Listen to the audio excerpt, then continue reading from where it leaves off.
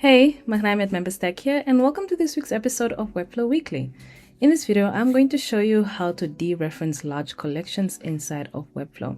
And we're going to be using an open source CLI tool that was developed by Harry. So Harry, thank you very much for developing this. You are saving a lot of Webflow developers a lot of time. Okay, so what this tool helps you is, yes, dereference all references and multi-reference fields in a given Webflow collection.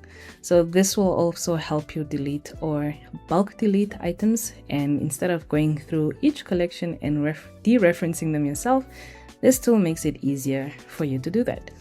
Okay, so what you are going to need is a visual code editor, and in my case, I'm going to be using Cursor. So we're just going to be following the README instructions inside of the repository over here. So the first thing we're going to need to do is clone the repository. So I just ran this entire README through Claude, so I have the steps outlined for me.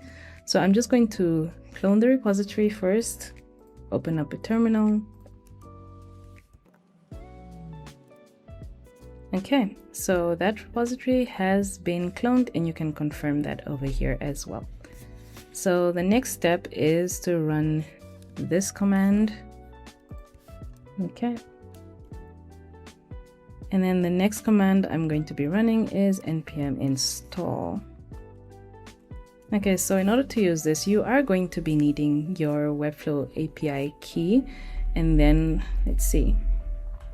Yeah, you're going to be needing your Webflow API token, and then you're also going to need all of your collection IDs, so all of the collections that you want to dereference. So the site that I'm going to be using is over here, and in my CMS I have a few collections that reference each other a lot. So in services, for example, I have multi-reference fields for case studies, and then reference fields again for services. And the same pattern in industries. I have multi-reference fields for related services and case studies. So this is a perfect site to actually test from. So I'm just going to head over to my site settings in order to generate an API key. So under apps and integration, and then API access, I'm going to generate a new token, call that Webflow collection dereferencer, and I'm only going to give it access to the CMS because that's the only thing that we're going to be using. Okay, so I have generated my token, and I'm just going to copy that. I'll just first leave this page as is, and then go back to my visual code editor.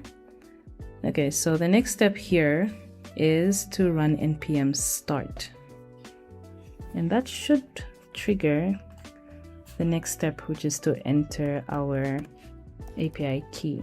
So npm start. Okay, so the next step is to enter your Webflow API token. So I've copied that, and I'm just going to paste it here. And then now we're going to enter all of the Webflow collection IDs. So I have 3 that I'm going to be using. So my collection IDs, I'm going to be dereferencing industries, services, and case studies from each other. So just starting off with industries, and all of these have to be comma separated. And the next one is going to be services. And finally, the last one is going to be case studies.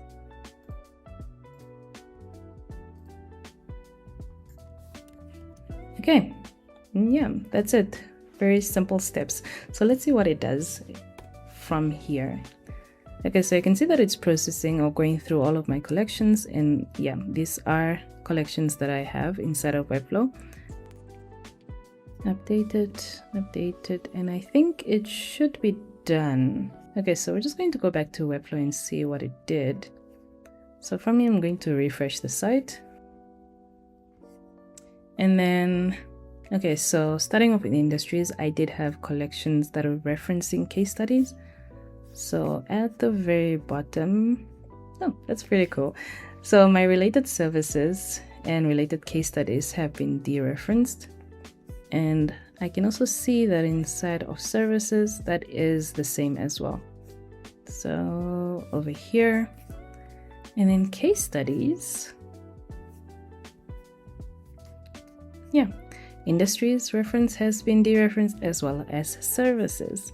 So now I can delete all of these collection items without having to go into different collections and dereferencing them myself. This is a pretty simple tool, and in my opinion, it saves you a lot of time. So give it a try and save yourself the nightmare of dealing with Webflow collections and dereferencing them yourself. Okay, this is it, and I'll see you in the next video. So have a great day.